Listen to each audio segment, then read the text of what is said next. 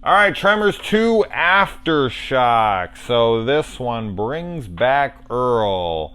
And we, of course, also got Bert, who I've said is kind of the centerpiece of the franchise now. He's the legacy character. So, the opening of this movie was brought to you by Stampede Pictures, which I thought was interesting because that is what Kevin Bacon's character Valentine says when he comes up with his idea to ultimately kill the last Graboid at the end of the first movie. Just finally it hit me. Stampede. So that absolutely can't be a coincidence. It has to be named after that line. So I noticed that. We find out, this is where I thought the consistency of this franchise, because I've watched 3 of these in a row, the consistency is pretty good here. The continuity, I like it. So we find out that Val did marry Rhonda, or at least it's implied that he married her, because he says, Earl says that Valentine went off and married a good woman. So I can only imagine that that means Rhonda. He has a Graboid video arcade game in his living room of his little trailer there. And here's a really odd part. And I actually had to rewind it to see if I was correct in what I saw, because I didn't want to say it here and then be the idiot. I do this all the time where I say something and then someone corrects me, or I go back and I watch it and I'm like, oh, that's not what happened. Or I watch the movie again and I'm like, oh, I saw that completely different. That's the fun of my channel, but that's also the downside of my channel, is that, you know, I fuck up a lot. It's just, these are my thoughts and my feelings right after watching a movie. I'm going to make mistakes a lot. I don't sit down and break the movie down in every single part and rewatch scenes 16 times and get the clips. And if I did that, I'd be much more factual. So when I break shit apart and I make fun of things, I could be wrong. But that's just the natural way of things. And I personally prefer this way. Some people don't. Some people are assholes to me about it, and that's okay. They can be. But anyway. Okay, so but what's really odd about this scene, now I did rewind this, so I would be right. So the guy that comes with him, his name is Grady. And he's like Valentine's replacement in the movie, although, of course, he can't really replace Kevin Bacon. He comes and Earl calls them Graboids. And the kid's like, you know, Grady says, you see? I told you that's what he named them. That makes 0 sense.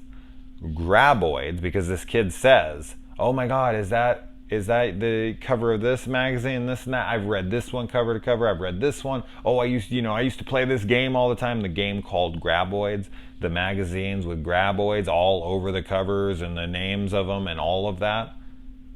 So he says to his dad, I think it's his dad, right? Like, that's what he named. Oh yeah, I told you that's what he named them.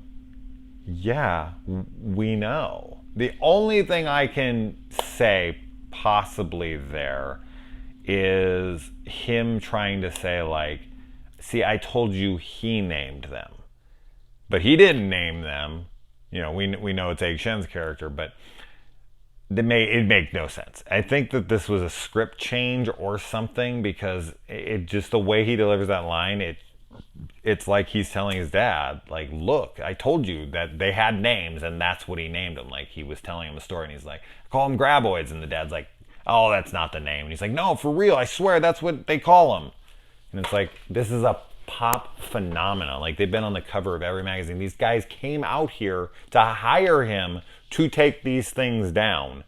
They would know a lot about them and they would know the name of them. So I just found that scene to be very, very odd, or just at least that, I shouldn't say scene, but I should say that line. It made no sense at all. And I've spent way too long talking about that, but anyway. And a really weird mess up here. Not that I'm some zoologist or anything, but I think the reason that Earl is having a hard time mating those 2 ostriches is because those are both male ostriches. Just fun fact there. So a female ostrich is actually much shorter and gray. So that's an easy distinction to tell the difference. So he's trying to mate the two in this movie, and they're both the tall male ostriches, the white and black, like the way we know ostriches, but female ostriches are much different looking. So I thought that was kind of funny.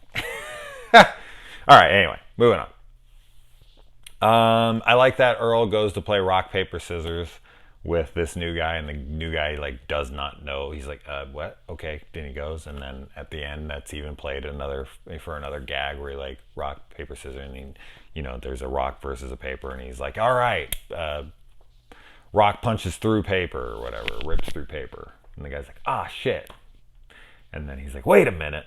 That's a good joke. I like that they brought that back in. I like that he's trying to kind of reminisce about the past, where he's missing his buddy and all that. And I like that the pictures of him and Valentine are up on his wall, and there's just a nice flow to the continuity. Even though you know Kevin Bacon did not reprise his role and they had to write him out and all that kind of stuff. And Bert and his wife left him and all that. And when Reba McEntire actually did want to come back, and she just couldn't because she was on tour.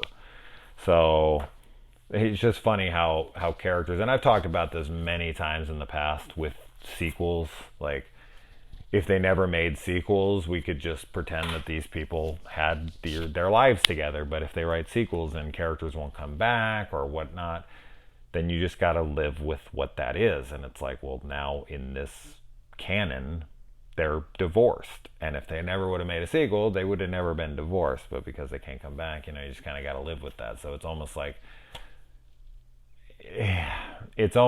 the characters are getting a tough shake because of the necessity to make sequels for money. So that it's like they're getting divorces just so that people can make money. I know that is stupid as shit, but it's something I think about for some reason anytime I watch sequels where characters die or characters are divorced or something, when if they never made them, that would not have happened to them. So I guess I think of characters as real people in my mind sometimes, which is nuts. All right, moving on. All right. And I like that everyone thinks that Earl got rich, but he really just got screwed. I can definitely empathize on that one. I was in a car wreck where one of the passengers in it sued the car company and won $8.5 million. And if I would have gotten a large settlement as well, and I never got a single cent of it. And anyone who knew him coming out of it thought probably I was rich as well. I was not. So yeah, I can understand that, how upset he is, but this is a little bit different of a scenario. So just to start with this movie, because they're much more prepped than they were in the first movie, they kill 12 graboids like nothing. And then there's a scene where one of them drags their entire truck, which I was just like, wow, these things are freaking powerful. And then I like that one of them gets their radio in its mouth, something I didn't even mention in the last one. So in a lot of these movies, I've mentioned this many, many times before, but like in The Force Awakens, when Finn gets blood across his mask because all stormtroopers look the same, or in I want to say it's Alien Resurrection, where it gets like it gets net burn on it, so you can specifically pick out the xenomorph from the other one. So it has character, it has the character defining scars, attributes, whatever. In the first movie of Tremors, one of the graboids' tentacles gets ripped off by Valentine and Earl's truck. And so you know it's that one when he comes up at the end, and it becomes like the big bad of the movie. Even though it's just a random graboid, it's just, you know, that's how they get a character defined, because they all look exactly the same. And in this one, we have the one who swallows the radio, so you always know when it's coming. So I thought that was cute. They always got to give these defining little characteristics by just adding a little bit something to them, and that's just the fun of writing. And I love that there's some continuity here. So when Bert is called by Earl and he's like, hey man, I need your help, you can see that the wall where the graboid came through his wall and they shot into him, all the bricks have been replaced in that area and are in different colors in a circular pattern. Really cool. Really cool. Just little bits of attention to detail like that. Love it. And that room even comes back in the third one as well. So it looks exactly the same. So I love that stuff. I love it. And he also has a stuffed Graboid up on his wall. Of course he does. Of course he does. Of course Bert would take a freaking Graboid to have it taxidermied. Maybe took it over to Norman Bates. And then Bert brings, of course, he gives a new meaning to the word overkill by bringing enough shit for an entire army. And so one of them gets, one of the Graboids gets sick, and then it is like metamorphosis, like a freaking caterpillar into a butterfly. This creates Shriekers, which do not get named until the next movie. Not that I heard in this one anyways. I do not think they're actually named until the next movie, but they are referred to as Shriekers. And Shriekers look like little baby T-Rexes, and they're running around, and they use heat sensors like the Predator. And that totally ups the game, changes everything as they know it, because they were just taking these Graboids down. Like, they'd gotten these things completely figured out, so they had to evolve to survive. Which, I don't know if this is always their pattern. Like, in this third movie, they start to get into, like, eggs, and that they've been down there for 300 years, and then they break out, and then they go through this change where, like, Graboid becomes Shrieker, Shrieker becomes Ass Blaster flies eggs away, and the eggs become Graboids. So it's like 4 stages. And Bert is shooting a little documentary in this movie. That's not really explored upon all that much. It's kind of just throwaway in the movie. And there's a couple little gruesome deaths in this movie, but overall, it's definitely not as gruesome as the first one. And there's this dude that's, his legs are eaten off of his body as he's screaming and being pulled in by this chick. And I have to say, the guy's acting is pretty good there, because he genuinely looks like he just is so confused about why he's in so much pain and what the hell's happening to him. I was looking at the guy's face. I was like, damn, that's actually a much better performance than I would be expecting from a movie like this. The practical effects on the little guys when they're not CGI is fan-freaking-tastic. For some reason, the effects in this kind of remind me a little bit of the Feast movies, which I did do a spoiler discussion on all 3 of those if you're so inclined. All right. Or if you so desire, should I say. And food makes them produce others. So as soon as they eat enough, then they just vomit out another baby, and they reproduce, and 2 become 4, 4 become 8. Let's see how well I know my times tables. And so on and so forth. So I thought that was interesting, how fast these little things can multiply if they have enough food. And I like that they actually have a reason for why they're attacking the cars and disabling them in this movie, is because they just drove them and their engines are hot and they go after heat, so they eat through cars. Makes sense. Cute little clever way to eliminate cars, and for it to actually make sense for why they would be doing it. I like that they hide behind a door and walk through, and then use the peephole on the door to look through to see where they are. Clever little moment in the movie. And I love that Bert's gun is so powerful, because they do this a lot in this franchise, where Bert is like, cover your ears, use ear protection, this and that.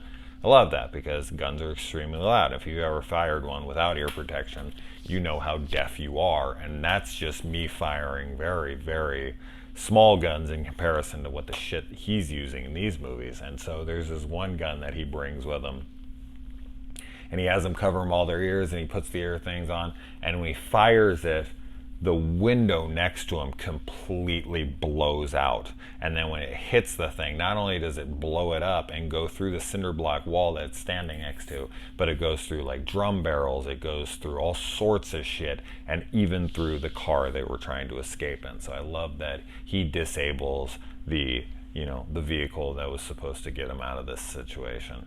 And he's like, how could I have known? And it's funny how overkill his weapon is. And then they get back, and this thing can like feel around with its tongue. It just kind of looks for food with its tongue. If it can't see anything, if it hears something, it just kind of puts its feeler out there and licks around. Imagine doing that with your tongue, just licking around on shit, all disgusting. And then they have to. We find out that Bert is actually hanging out with the 74 Playmate. I actually looked that up, and that is the Playmate from 1970, not 1974. And it ain't that woman, but yeah, I like that. I like that in the beginning of this movie, essentially, Earl says that he put her up there to remind him that essentially, you can't have it all. Like, there is a limit to what you can have. And in the end of this movie, it kind of proves him wrong. Like, if you want something bad enough, whatever, you can have it. And he ends up getting a date with the girl he thinks is ungettable. And then he sprays himself in CO2 from a fire extinguisher so that he can freeze his body out. He goes in there, he sets a bomb, and he runs out of the place, and Bert's like, uh-oh, you did what? And they run off, and boom, this thing just absolutely obliterates. There's all crater, just a freaking half a mile across. It's absurd how big this explosion is. Also, I want to point out that the woman who Earl is having his little love affair with in this movie is the voice of Littlefoot's mother. I was looking through her credits, and I was like, oh, thanks for breaking my freaking heart, that damn scene. She's laying there, and she's dying. Ugh. It's like a Disney movie, man, killing the parents in the opening. And then, so I wrote something else here at the end. What the hell is that? Cover yourself in. Oh, I started to make a note there on the covers the self in the CO2 or whatever, and then I didn't even finish that. And then, he asks the girl out, he gets her, whatever. I love Fred Ward, and I love him in this movie. I'm glad he came back. It's a shame that this is the last one he came back for, but from here, freaking Bert's got it, man. So, let's move on.